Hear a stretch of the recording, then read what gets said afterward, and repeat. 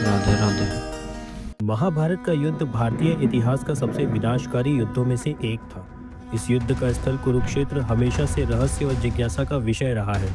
आखिर क्यों श्री कृष्ण ने पूरे भारत में कुरुक्षेत्र को ही इस महायुद्ध के लिए चुना?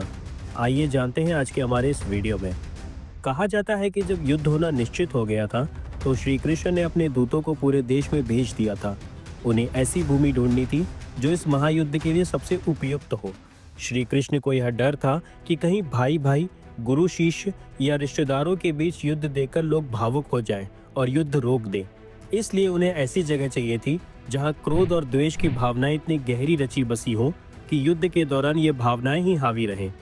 दूतों ने जब कुरुक्षेत्र के बारे में सुनाया तो श्री कृष्ण हैरान रह गए। उन्हें बताया गया कि कुरुक्षेत्र में एक भाई ने अपने छोटे भाई को सिर्फ इसलिए मार डाला था क्योंकि उसने खेत में लगी मेड़ को तोड़ने से मना कर दिया था। बड़े भाई ने क्रोध में आकर छोटे भाई को छुरा घोंप दिया और उसकी लाश को घसीटते हुए उस टूटी हुई मेड़ पर फेंक दिया था। यह घटना सुनकर श्री कृष्ण समझ गए थे कि कुरुक्षेत्र ही वह जगह है जहां महाभारत का युद्ध होना चाहिए।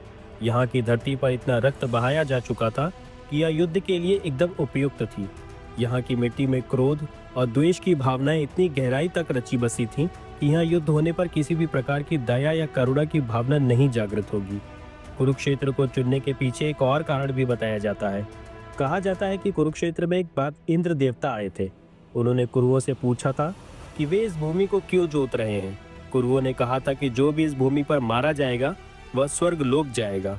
इंद्र देवता इस बात से सहमत हो गए थे।